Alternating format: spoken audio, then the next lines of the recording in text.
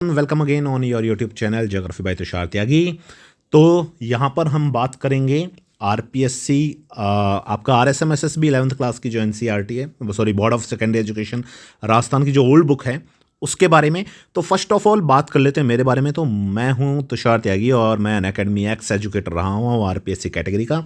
यहाँ पर मैं ज्योग्राफी पढ़ाया करता था, लगभग 5 ईयर तक मैंने यहाँ पे वर्क करा है। इसके अलावा मैंने बहुत सी ऑफलाइन कोचिंग इंस्टीट्यूट्स में पढ़ाया हुआ है दिल्ली में। देन मेरा नेट क्वालिफाई है ज्योग्राफी के अंदर, मेरा नेट क्वालिफाई है पब्लिक एडमिनिस्ट्रेशन के अंदर। नेट जो है वो पहले यूजीसी लिया करता था, उसके बाद में एनटीए नेट। तो इन दोनों ही एजेंसी के नेट मेरे क्वालिफाई हैं। चलिए, तो ये तो बात हुई मेरे बारे में। अब बात करते हैं अपन थोड़ा सा यहाँ पे अपने लेसन के बारे में, या अपना चैप्टर जो है इसके बारे में। तो ये जो चैप्टर है आपका, यहाँ पे आपको देखने को मिलेगा भूकंप और ज्वालामुखी। तो सर सबसे पहले ये काफ़ी मतलब इंटरेस्टिंग टॉपिक है। क्वेश्चंस यहाँ पे आपको अच्छे खासे आते हुए दिखाई देते हैं। सबसे पहले बात करता हूँ मैं भूकंप की। देखो यार, एक नॉर्मल भाषा में अगर मैं कहूँ अर्थक्वेक क्या है, भूकंप क्या है, तो आप क्या कहेंगे कि पृथ्वी पर होने वाला कंपन। ओके, उसी को आप भूकंप कहेंगे। और ज्वालामुखी मैं बोलूँगा कि साहब पृथ्वी पर जो है कोई दरार होती है और वहाँ से लावा जो है बाहर आता है, उसको ज्वालामुखी कहते हैं। पर अगर मैं इन दोनों ही चीज़ों को देखूं, भूकंप को और ज्वालामुखी को, तो मेरे दिमाग में एक चीज़ आएगी कि सर ये दोनों जो चीज़ें हैं ये सडन होने वाली हैं। यानी कि भूकंप कभी आता है तो बता के नहीं आता है।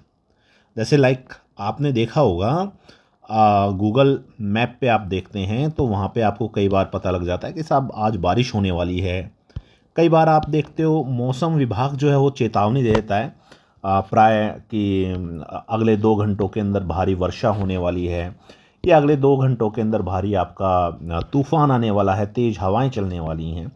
इस तरीके के आपने कुछ मैं बोल सकता हूँ कि डिज़ास्टर मैनेजमेंट, या मैं बोल सकता हूँ कि चेतावनियाँ मोबाइल पे देखने को मिलती होंगी या मैसेज आते हैं आपको। पर भूकंप के हमें कभी नहीं आते हैं। अब देखो, बारिश जो है ना उसका पता है वो आएगी, ठीक। स्पेशली साइक्लोन बनते हैं, चक्रवात बनते हैं, तो हमें पता लग जाता है कि साहब बारिश आने वाली है। पर भूकंप जो है इसके बारे में हमें इतना ज़्यादा सटीक पता नहीं लगता है कि भूकंप आ सकता है या आने वाला है। देखिए, भूकंप जब आता है ना तो उससे पहले एक सीधी सी बात है, आपके वायुमंडल में गैस होती है रेडॉन। इस रेडॉन गैस की मात्रा जो है वो अधिक हो जाएगी। एक ये बोल सकता हूँ कि वायुमंडल के अंदर रेडॉन गैस की अधिकता होना किसका सूचक है, तो मैं बोल सकता हूँ भूकंप आने का। उसके अलावा सिस्मोग्राफ पे हल्के आपके भूकंपीय तरंगे महसूस करे जाएं तो आप बता सकते हो, अदरवाइज आप भूकंप को नहीं बता सकते हो, और ज्वालामुखी को भी नहीं बता सकते हो, क्योंकि ये दोनों आकस्मिक आते हैं। तो ये क्या होगा, पृथ्वी पर होने वाले आकस्मिक संचलन होंगे, या मैं बोल सकता हूँ सडन मूवमेंट होंगे, है ना। अब सर भूकंप जो आता है वो किससे आता है? ये अंतर्जातीय और बहिर्जात, स्पेशली सबसे ज़्यादा इसके अंदर योगदान अंतर्जातीय बलों का होगा। अंतर्जातीय बल जो कि पृथ्वी के अंदर से कार्य करते हैं, मेनली अंतर्जातीय बल होता है। तो यहाँ पे ये कह रहा है कि भाई भूपटल पर अंतर्जातीय और बहिर्जात बल जो हैं इनके कारण सदैव परिवर्तनशीलता रहती है। भूकंप, ध्यान रखना, आकस्मिक अंतर्जातीय बल के कारण होने वाला एक प्राकृतिक आपदा है, ठीक है। तो कई बार एग्जाम में क्वेश्चन पूछा जाता है कि भूकंप कैसा आपका मूवमेंट है, या भूकंप किस बल से आता है, तो आंसर होगा अंतर्जातीय बल। भूकंप कैसा मूवमेंट है? आकस्मिक, यानी कि मैं बोल सकता हूं सडन, या पूछ ले आपका स्लो मूवमेंट, है ना, शनै शनै होने वाला। देखो, शनै शनै तो नहीं आता, ऐसा नहीं होगा कि पहले हल्के हल्के झटके आ रहे हैं, फिर तेज आ रहे हैं, फिर बहुत तेज आ रहे हैं। वो तो एकदम से ही आते हैं, और जब आते हैं तो सब कुछ तबाह करके जाते हैं। ओके, सोचने समझने का भी समय बड़ी मुश्किल से मिलता है इन तेज भूकंपों के अंदर। तो भूकंप क्या है? अंतर्जातीय बल के कारण होने वाले आकस्मिक संचलन को, जिसके कारण भूपृष्ठ पर कंपन होता है ना। भूकंप जो होता है वो भूपृष्ठ के कंपन को, यानी कि धरातल के कंपन को जो है ये भूकंप कहेंगे। अब यहाँ पे आपको डेफिनेशन का भी ध्यान रखना है। जैसे F.J. मॉकहाउस ये क्या कहते हैं? ये कहते हैं कि भूपटल की शैलों में संचलन व समायोजन की प्रक्रिया के द्वारा बाहर की ओर सभी दिशाओं में होने वाले प्रत्यास्थ प्रघाती तरंगों के संचार को भूकंप कहते हैं। अब देखो, प्रत्यास्थ क्या होता है? प्रत्यास्थ आगे भी देखेंगे अपन, अपने को एक रीढ़ की थ्योरी देखने को मिलेगी यहाँ पे, प्रत्यास्थ पुनश्चलन सिद्धांत जिसको कहा जाता है। प्रत्यास्थ होता है जैसे मान लीजिए कोई रबड़ का टुकड़ा है, आप उसको खींच रहे हैं, एक सीमा तक खींचेंगे, उसके बाद सिंपल सा है वो टूटेगा, और टूटने के बाद वो पूर्व अवस्था में आएगा, और जब वो पूर्व अवस्था में आएगा तो इस तरीके से कुछ कंपन उत्पन्न होगा उसके अंदर, उसी को बोलते हैं प्रत्यास्थ सिद्धांत, मतलब प्रत्यास्थ पुनश्चलन सिद्धांत आपका।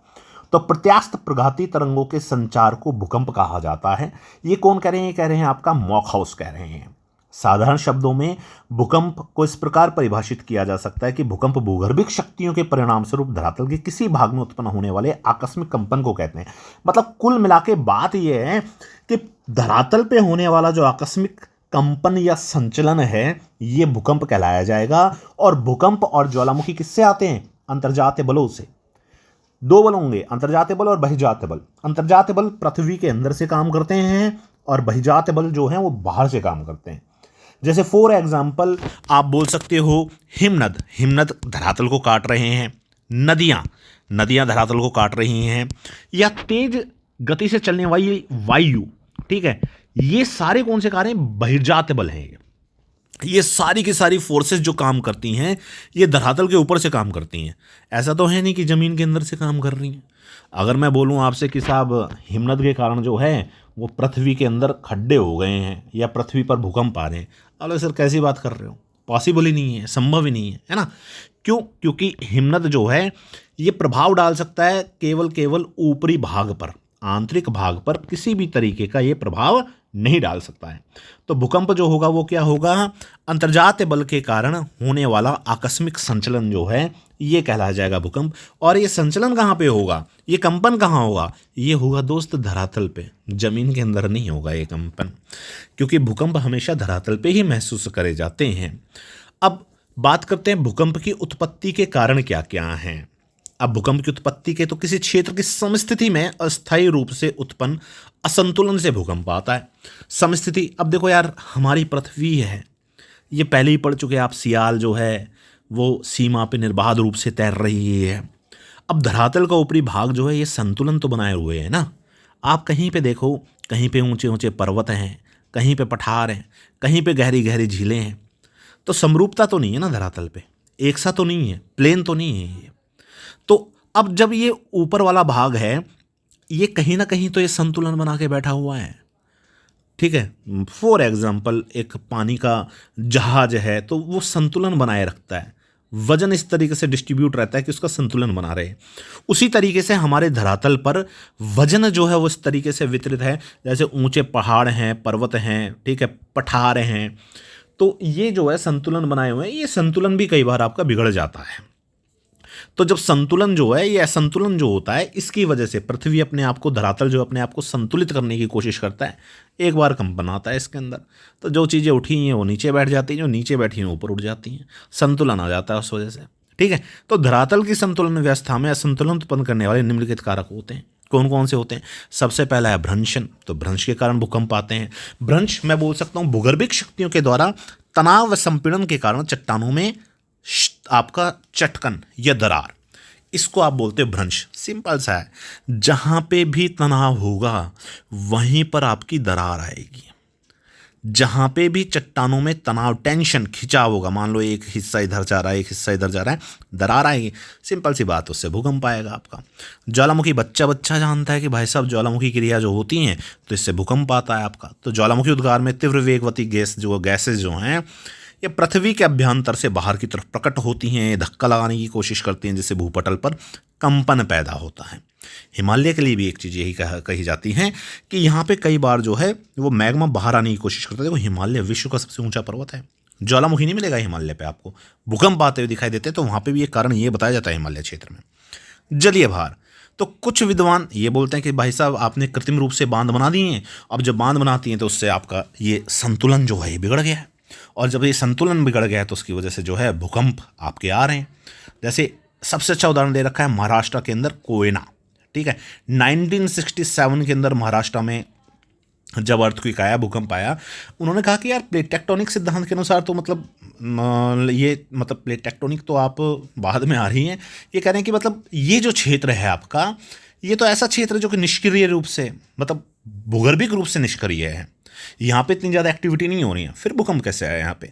तो उनका कि साहब ऐसा है कि आपने कृत्रिम भार के रूप में यहाँ पे एक कोयना बांध बनाया है, और इस बांध की वजह से पृथ्वी का जो आपका भू संतुलन है, समस्थितिक संतुलन जो है ये बिगड़ा है, और पृथ्वी ने अपने आप को संतुलित करने की कोशिश करी, जिसके फलस्वरूप भूकंप आया गया। ये कोयना डैम का ध्यान रखना, 1967। कई बार एनसीईआरटी वाले से सीधे सीधे क्वेश्चन उठा लेते हैं, ईयर के फैक्चुअल क्वेश्चन आपके। नेक्स्ट, भूपटल का संकुचन बहुत ज़्यादा इंपॉर्टेंट है आपका। भूपटल का संकुचन, ये जो सिद्धांत दिया गया है ये बेसिकली मतलब मैं बोल सकता हूँ इसका ध्यान रखना, ये डायना, ब्यूमाउंट और जेफरीज, ये 3 देते हैं संकुचन के सिद्धांत को। हालांकि इस सिद्धांत को प्रेजेंटली मान्यता नहीं है, बहुत कम मान्यता है। ये सिद्धांत क्या है? ये कहता है कि भाई कुछ विद्वान जो है भूकंप की उत्पत्ति के कारण भूपटल में संकुचन मानते हैं। अब देखो संकुचन ये कैसे मान रहे हैं, इनका क्या तर्क है यहाँ पे? आप देखते हो तो स्टार्टिंग के अंदर कहा गया कि भाई साहब पृथ्वी जो थी ये आपकी क्या थी? नेबुला। मैं पहले दिन से कहता आ रहा हूँ कि ये ध्यान रखना, पृथ्वी शुरुआत में नेबुला थी। Nebula in the sense gas का एक पिंड था, और जब ये गैस का पिंड था तो सिंपल सी बात थी, ये किस में थी आपकी, मतलब गैसीय रूप में थी। फिर धीरे धीरे ठंडी हुई तो तरल अवस्था में आई, फिर धीरे धीरे किस में आई तो आपकी ये आई कि सर मैं बोल सकता हूँ उसके बाद में इसकी जो फॉर्म आती है वो आती है ठोस, है ना। अब देखो, कोई भी चीज़ जितनी ज़्यादा गर्म होगी उतनी ज़्यादा फैलेगी, और जितनी ज़्यादा ठंडी होगी उतनी ही सिकुड़ेगी। तो ये भूपटल संकुचन सिद्धांत यही कह रहा है हमें, कह रहा है कि साहब वर्तमान में धीरे धीरे जो है पृथ्वी जो है वो ठंडी हो रही है, धरातल जो है ठंडा हो रहा है।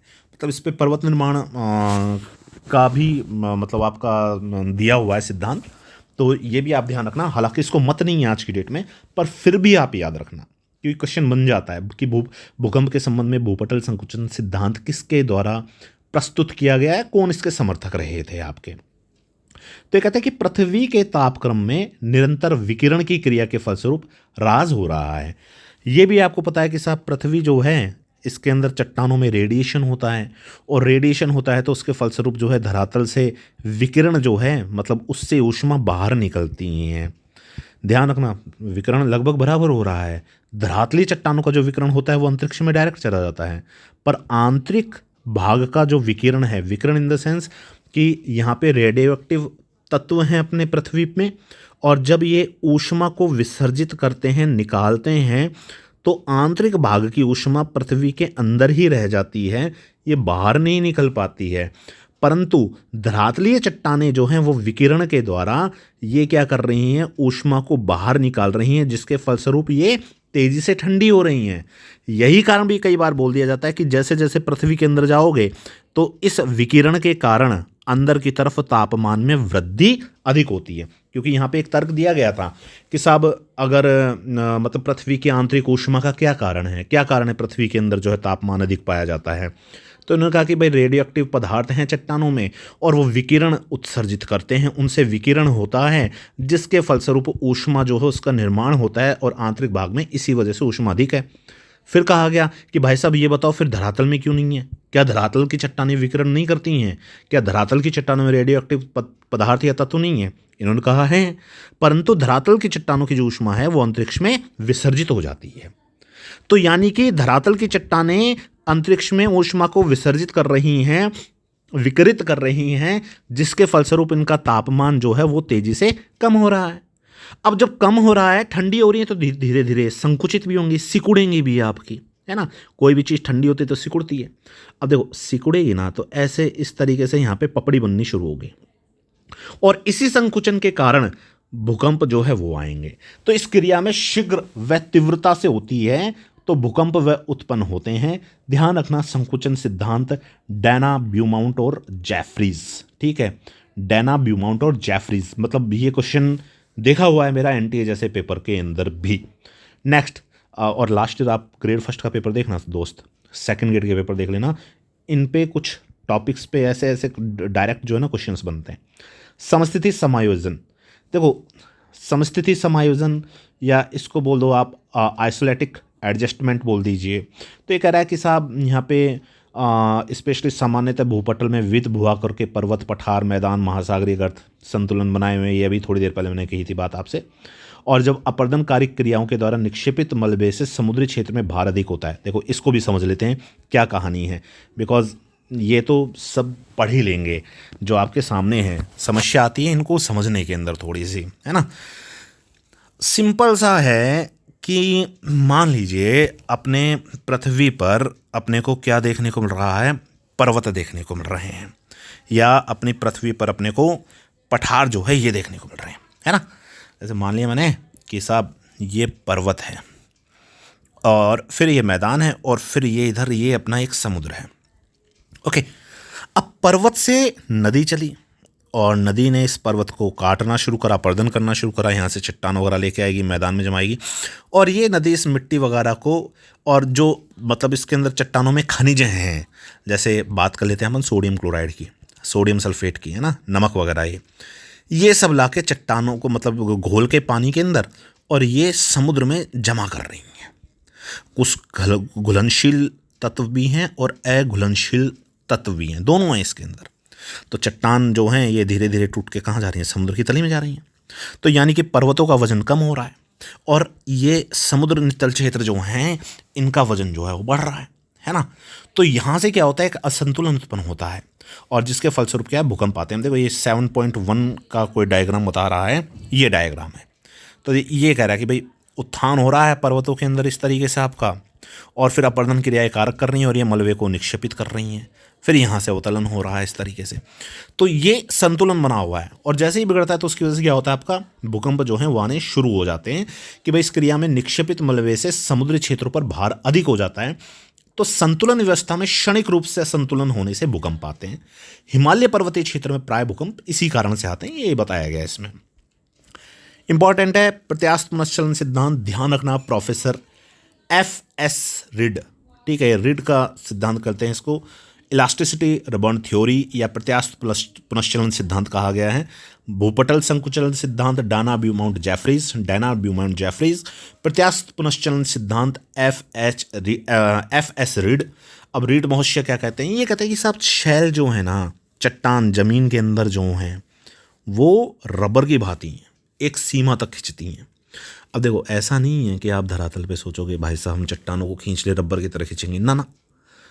पृथ्वी की आंतरिक संरचना जाओ आप, मैंने क्या कहा था कि पृथ्वी के आंतरिक भाग में जो चट्टानें हैं वो एक प्लास्टिक की तरह व्यवहार करती हैं, यानी कि ना तो बहुत ज़्यादा ठोस है ना बिल्कुल तरल लिक्विड घूम रही हैं, है ना।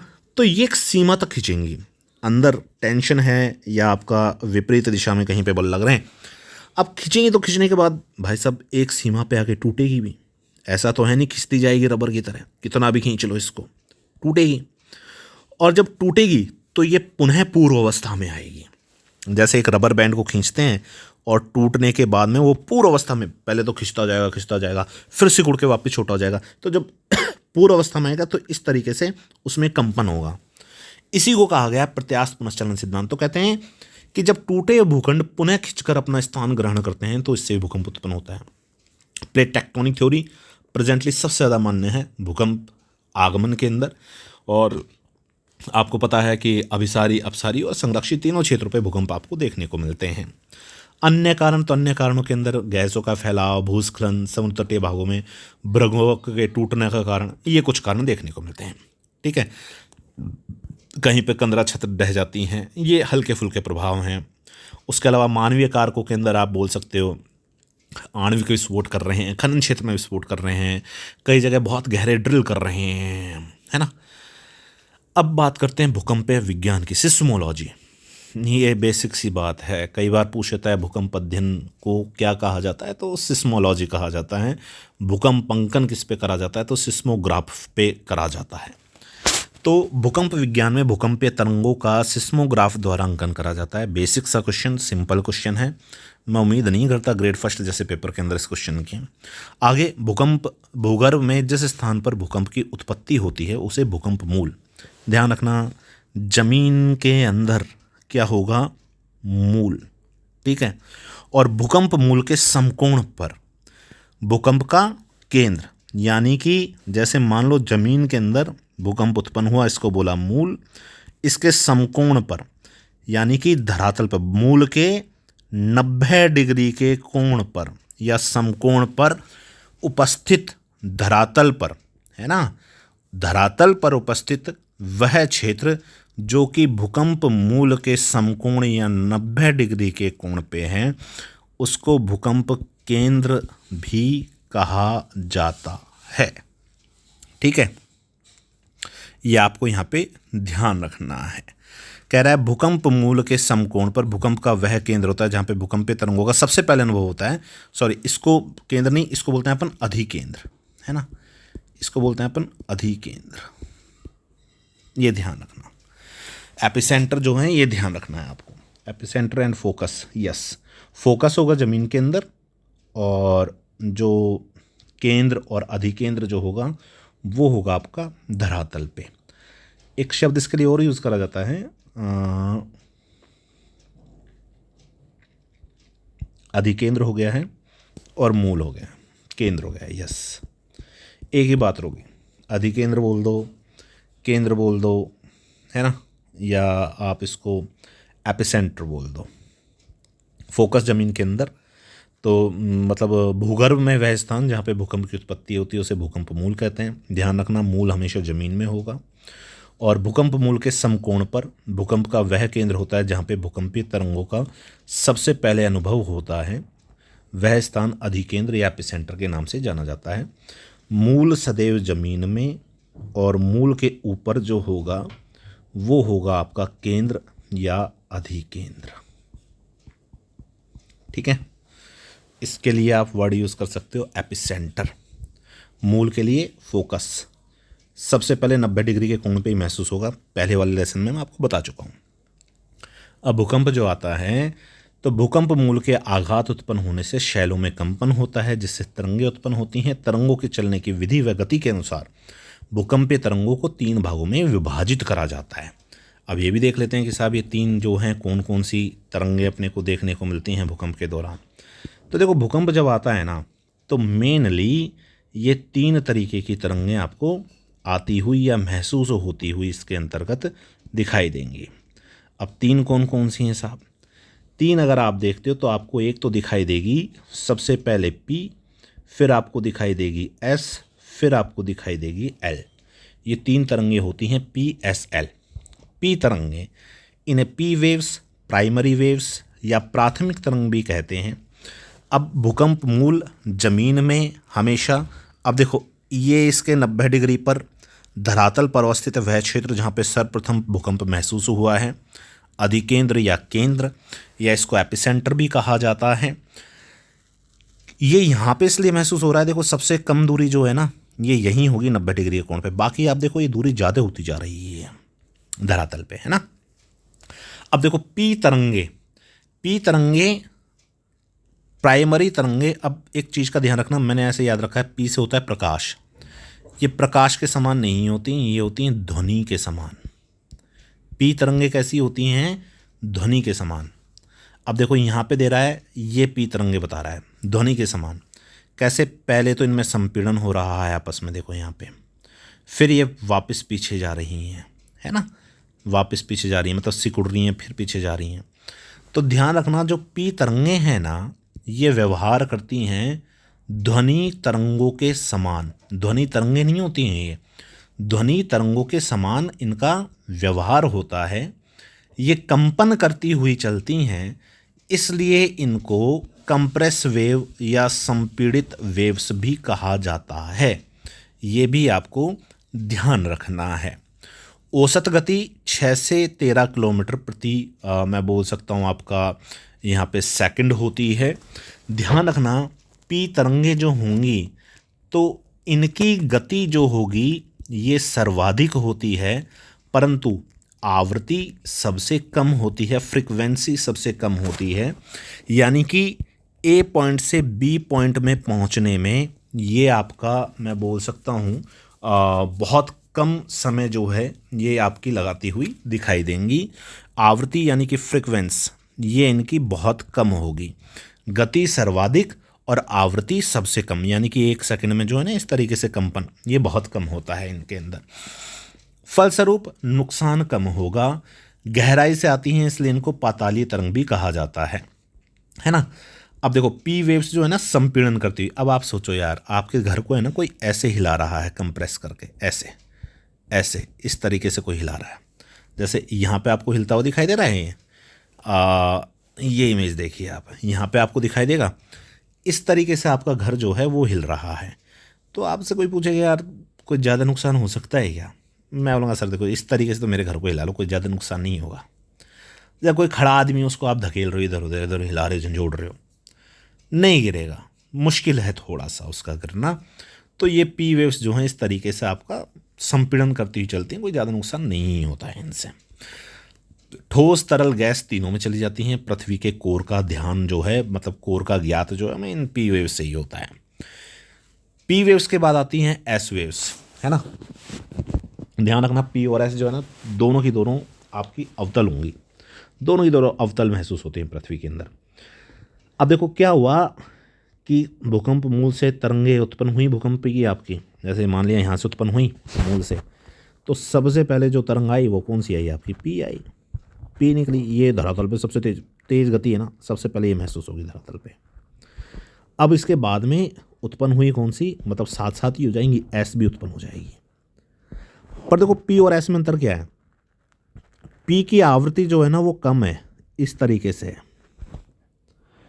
और एस की आवृत्ति देखते तो वो इस तरीके से, इस तरीके से, ठीक। तो ये तो दिखाई दी पी और ये दिखाई दी एस। एस की आवृत्ति जो है ना वो पी की तुलना में ज़्यादा है, तो सिंपल सी बात है ये यहाँ से यहाँ तक आने में समय ज़्यादा लगा जाएगी, है ना। तो इसलिए कहते हैं कि पी की गति सर्वाधिक, आवृत्ति सबसे कम। एस की गति पी की तुलना में कम, परंतु एस की आवृत्ति पी की तुलना में अधिक। पी जो होती है वो ध्वनि तरंगों के समान कंप्रेस या संपीड़न के रूप में, और एस जो होती है वो होती है प्रकाश तरंगों के समान। प्रकाश तरंगों के समान में कैसे? इस तरीके से लहरनुमा।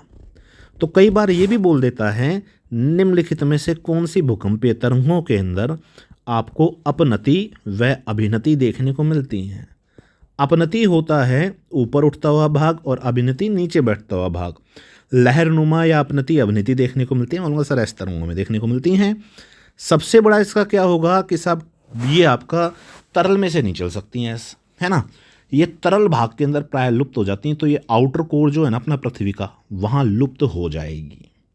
औसत गति 4 से 7 किलोमीटर प्रति सेकंड होगी, और ये तरंगे शैलों से मतलब मैं बोल सकता हूँ मतलब तरंगों के शैलों से होकर गुजरने पर शैल कणों की गति तरंग की दिशा में समकोण पर होती है। केवल ठोस में संचरण। एल तरंगे, धरातल पे ये तरंगे सबसे लंबा मार्ग तय करती हैं, केवल धरातल पर अधिकेंद्र से चारों ओर फैलती हैं। एल को धरातलीय तरंग भी कहा जाता है, और मतलब ये मतलब इसलिए इनको लंबी या धरातलीय तरंग कहते हैं। ये 3 किलोमीटर प्रति सेकंड की गति से, यानी कि गति क्या होगी सबसे कम, परंतु आवृत्ति सबसे ज़्यादा आवृत्ति होगी आपकी, है ना। और अधिकेंद्र पर तीनों तरंगों का अभिलेखन एक साथ होता है। भूकंप क्षेत्र में सर्वाधिक क्षति करती हैं। अधिकेंद्र पर तीनों तरंगों का अभिलेखन एक साथ मतलब होगा आपका, और मतलब इसमें भिन्नता जो है ज्ञात नहीं होती है, किंतु इसकी गति भिन्न होने के कारण अधिकेंद्र से दूर इसके पहुंचने का समय जो है वो अलग होता है। अब देखो यहाँ पे आप ध्यान रखना, क्या ध्यान रखना, एल तरंगे जो होती हैं इनको धरातलीय तरंग, सरफेस तरंग, या इनको आपका प्रोफेसर लव ने खोज करी थी तो इनको लव वेव्स भी कहते हैं। एल तरंगे गति सबसे कम परंतु आवृत्ति सर्वाधिक, केवल प्रभाव धरातल पे, और उत्पत्ति कैसे होगी? पी और एस आई धरातल की तरफ। अब देखो पी के फलस्वरूप और एस के फलस्वरूप धरातल में जो कंपन होगा ना, इसके फलस्वरूप बनती हैं एल तरंगें। तो पृथ्वी में गहराई से कौन सी आती हैं? पी और एस, और धरातल पे कौन सी होती है? केवल एल। एल धरातल के मतलब पृथ्वी के अंदर से उत्पत्ति नहीं होती है इसकी। आवृत्ति सर्वाधिक होगी। अब देखो पी जो है वो कैसे चल रही है आपकी, इस तरीके से चल रही है, मतलब मैं बोल सकता हूँ संपीड़न के रूप में। एस जो चल रही है वो कैसे चल रही है आपकी, लहरनुमा ऊपर नीचे चल रही है एल की उत्पत्ति दोनों के वजह से हुई है, मतलब जमीन में से पहले पी तरंगें आई, फिर एस तरंगें आई। अब इनकी वजह से चट्टानों में कंपन उत्पन्न हुआ एक नए तरीके का, और नए तरीके की तरंग बनी एल तरंग आपकी। तो एल तरंग की विशेषता क्या होगी कि साहब ये पी की तरह भी व्यवहार करेंगी और प्लस एस आपका एस की तरह भी व्यवहार करेंगी, यानी कि ये संपीड़न के रूप में भी चलेंगी और ये लहरनुमा भी चलेंगी। और इसी कारण से ये क्या होती हैं, सर्वाधिक विनाशकारी होती हैं। क्योंकि पी और एस के लिए मैंने कहा था ये अवतल होती हैं, परंतु ये धरातल पे क्या होती हैं, उत्तल होती हैं। जैसे पृथ्वी का धरातल है तो यहाँ पे ना इस तरीके से होंगी पी और एस अवतल, और एल तरंगे जो होंगी वो क्या होंगी, वो ऐसे होंगी उत्तल। सर्वाधिक विनाशकारी पूछे कि निम्नलिखित में से किन तरंगों के द्वारा पृथ्वी की आंतरिक संरचना का ज्ञात नहीं कर सकते, तो एल तरंगों के द्वारा हम नहीं कर सकते हैं। ठीक, नेक्स्ट सर, सबसे कम गति होती है इसकी एल तरंग की और सर्वाधिक विनाशकारी होती हैं, और ये जिक जैक रूप में चलती हैं, आड़ी टेढ़ी चलती हैं। पी और एस दोनों की तरफ चलेंगी, ना तो ये प्रकाश तरंगों के समान ना ध्वनि तरंगों के समान, कैसे चलेंगी, जिक जैक आड़ी टेढ़ी। अब बात करते हैं पी जी और एस जी। अब देखो होता क्या है कि एक नई तरंगें हमें पता लगती हैं बाद में, हम बोलते हैं बोले यार ये जो तरंगें चल रही हैं, अब व्यवहार तो इनका पी और एस की भांति है, लेकिन गति जो है एक कम है, और ये लहरें जो है धरातल के निकट से चल रही हैं। इन्होंने कहा कि साहब नाम रख दो पी जी और एस जी। फिर पता लगा पी स्टार और एस स्टार का, तो अगर इनकी गति जो है पी जी और एस जी से अधिक होती है, और ये पृथ्वी की मध्यवर्ती परत में चलती हैं। ठीक, अब सर यहाँ पे है ना काफ़ी अच्छे क्वेश्चन बनाने वाला बना सकता है, और बनाए भी हैं। क्या क्या क्वेश्चन बना सकता है ये भी अपन देख लेते हैं कि पी जी पी एस इसमें क्या क्या क्वेश्चन बन सकता है। देखो सर, सबसे पहले मैं देखना शुरू करूं तो सबसे ज़्यादा गहराई से कौन सी आई, आप बोलोगे सर पी, और कौन सी आई, आप बोलोगे एस। ठीक है, सबसे तेज गति किसकी है, आप बोलोगे पी की, फिर उसके बाद किसकी है, आप बोलोगे एस की। अब पी के ही समान गुण रखने वाली लेकिन धरातल के निकट चलती हुई कौन सी मिली, पी जी, और ऐसे ही मिली एस जी। और पी स्टार मैं बोल सकता हूं पी जी तथा एस जी से क्या होगी, इसकी गति अधिक होगी, और पृथ्वी के मध्यवर्ती भाग में।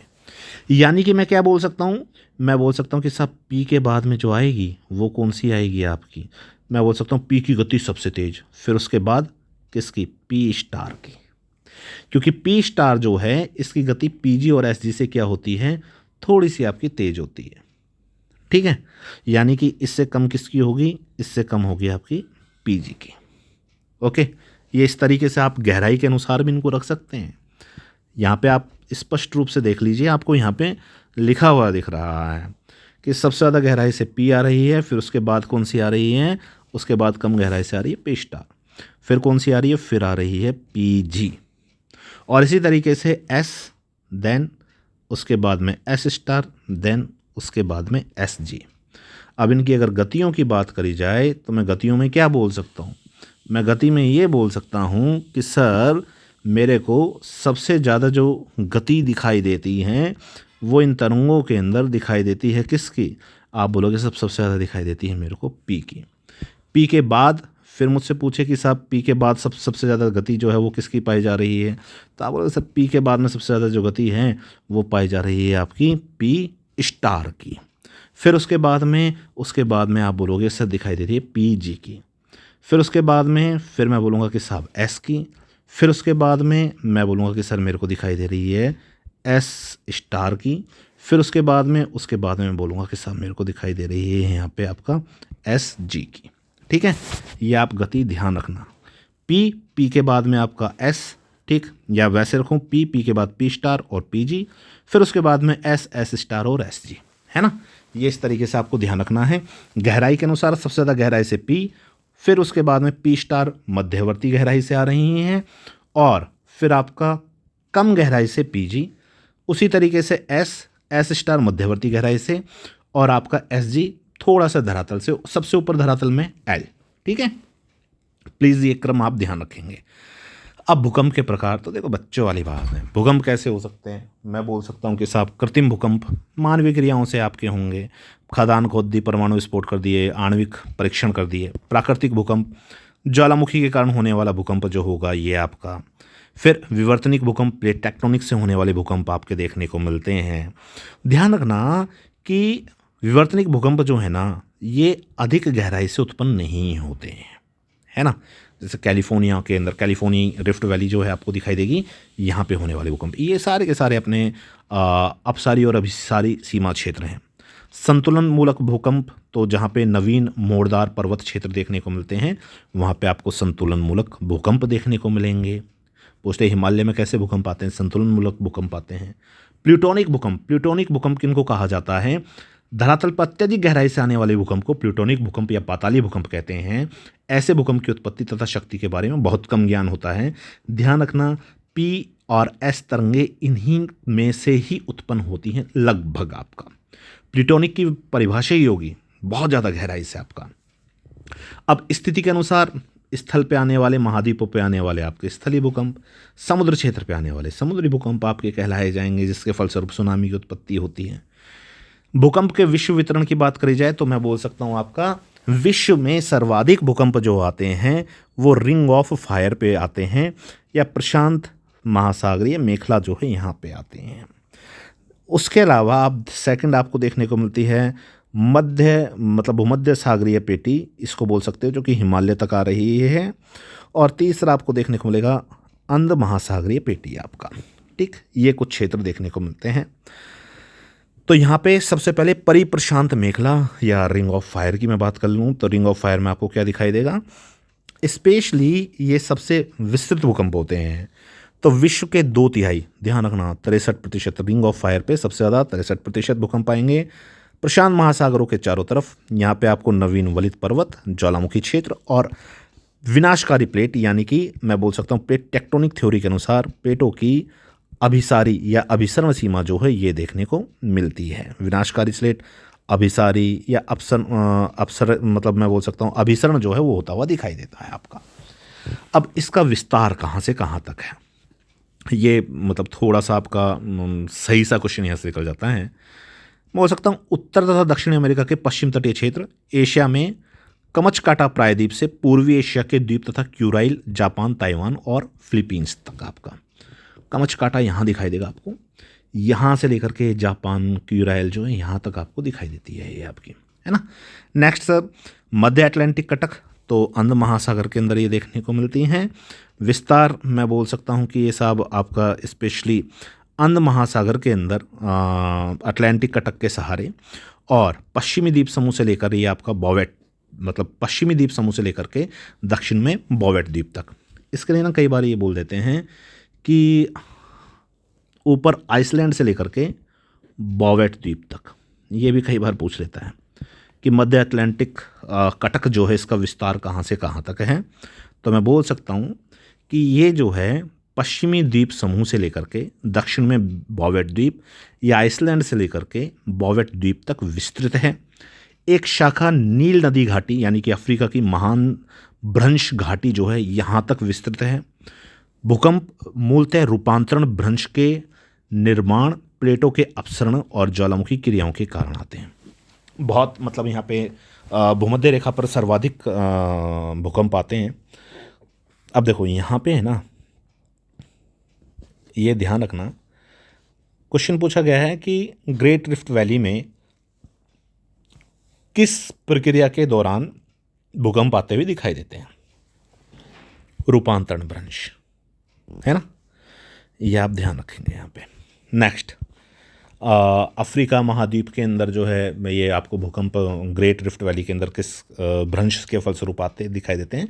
रूपांतरण भ्रंश के फलस्वरूप आते हुए दिखाई देंगे आपको। भूकंपों के प्रभाव, तो देखो प्रभाव जो है सिंपल सी बात है, 0 से 9 तक जो है ये रिएक्टर पैमाना होता है इसका भूकंप का तीव्रता के लिए आपका।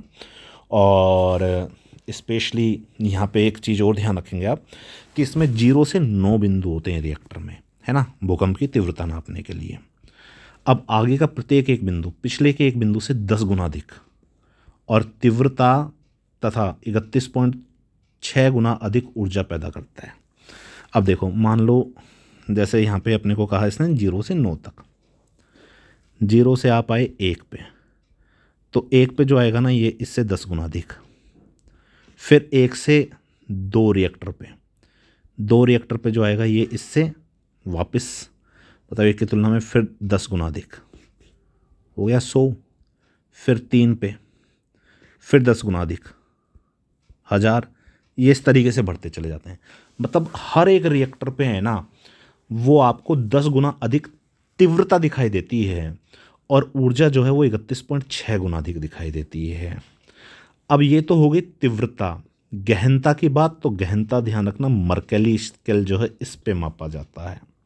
मर्केली स्केल जो है वो आपका अनुभव मूलक है, ठीक है, और इस पे मानव पे पड़ने वाले प्रभाव जो हैं वो बताए जाते हैं। ये मर्केली स्केल 1 से 12 तक होता है। प्राय विनाशकारी प्रभाव, कुछ लाभदायक प्रभाव जो है ये भी देखने को मिलते हैं भूकंप के, जैसे कि कुछ जगह आपका जल स्रोतों की उत्पत्ति, उसके अलावा खनिज जो हैं वो धरातल के ऊपर प्रकट हो जाते हैं आपका, ठीक है। जलवायु पर सकारात्मक प्रभाव, समुद्री क्षेत्र में आपका मैं बोल सकता हूँ उपजाऊ क्षेत्र का निर्माण होना, ये कुछ आपका।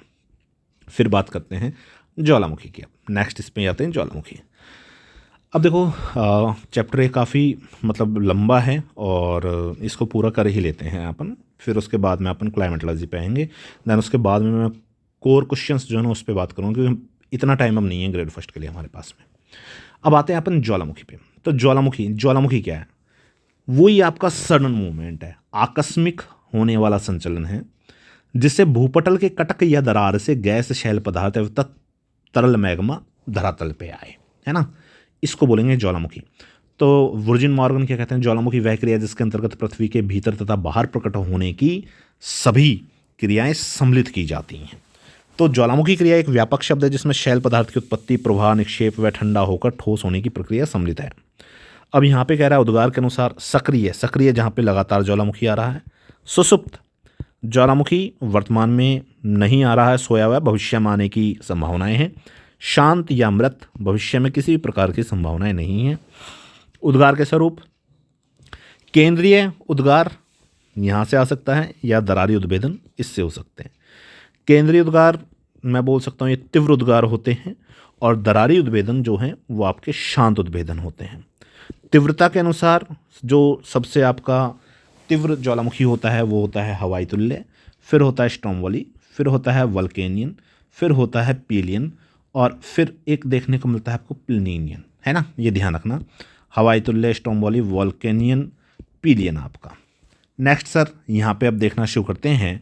ज्वालामुखी भी बात करते हैं तो मैं बोल सकता हूँ वही भूगर्भिक का संतुलन होगा। गैसों की उत्पत्ति, तो ये ज़मीन में जब आपका गैस इकट्ठी हो जाती हैं जलवाष्प, तो उससे आपका मतलब मैं बोल सकता हूँ ज्वालामुखी उत्पन्न होते हैं। भूगर्भ ताप में वृद्धि, किसी क्षेत्र पे दबाव जो होता है वो कम होता है तो प्लेट जो मतलब आपका गैस जो उसको तोड़ के बाहर निकल जाती हैं, और एक प्लेट टेक्टोनिक थ्योरी। अब देखो यहाँ पे अगर आप देखना शुरू करते हो तो उद्गार के अनुसार सक्रिय ज्वालामुखी या जागृत ज्वालामुखी जहाँ से कंटिन्यू वॉल्केनिक मैग्मा निकल रहा है, इटली का एटना और स्ट्रोम्बोली होगा। इसको भूमध्य सागर का प्रकाश स्तंभ भी कहा जाता है ना। इटली का एटना और स्ट्रोम्बोली आपका। देन आपका सुसुप्त ज्वालामुखी, तो मैं बोल सकता हूँ ऐसे ज्वालामुखी जो कि कुछ समय सुसुप्ति के पश्चात पुनः उद्गार हो सकते हैं, जैसे कि इटली का विसुवियस, ठीक है। देन उसके बाद में शांत या मृत, भविष्य में किसी भी तरीके की संभावना नहीं है। म्यांमार का माउंट पोपा, ईरान का कोह सुल्तान और देवमंद भी यहाँ पे ध्यान रखना, ये भी मृत प्रकार का ज्वालामुखी आपको देखने को मिलता है। अब तीव्रता के आधार पे केंद्रीय उद्भेदन बहुत तेज़ी से होता है और यहाँ पे अगर आप देखना शुरू करते हो, देखो ये जो है ना हवाई तुल्य है, ये शांत तरीके का है, बहुत धीमा निकलता है। ये हवाई आइलैंड पे है यूएसए का आपका पैसिफिक ओशियन में। उससे तेज़ी से स्ट्रोम्बोली, उससे तेज़ी से वल्केनियन, सबसे तेज़ी से पीलियन आपका, है ना। अब देखो ये बात कर रहा है किसकी? हवाई तुल्य की। सबसे पहले यहाँ पे तो हवाई तुल्य, इस प्रकार के ज्वालामुखी विस्फोट क्रिया कम होती है, शांत उद्गार से निकलते हैं, कारण लावा पतला है, गैस की तीव्रता में कमी है और ये हवाई द्वीप पे देखने को मिलते हैं। प्राय शांत प्रकार का उद्भेदन हवाई तुल्य, कैसा उद्भेदन, दरारी उद्भेदन। ध्यान रखना यहाँ पे जो लावा निकलेगा वो आपका बेसाल्टिक लावा निकलेगा। ज्वालामुखी शंकु का निर्माण यहाँ पे प्राय नहीं होता है। यहाँ पे जो निर्माण होता हुआ दिखाई देगा वो दिखाई देगा आपका, मतलब मैं बोल सकता हूँ वॉल्केनिक शिल्ड का या वॉल्केनिक प्लेटों का। इससे तेज स्ट्रोम्बोली, थोड़ा सा गाढ़ा लावा होगा, चिपचिपा होगा, तेज़ी से निकलेगा आपका। और स्ट्रोम्बोली जो है ये उसी के नाम पे ये रखा गया है आपका।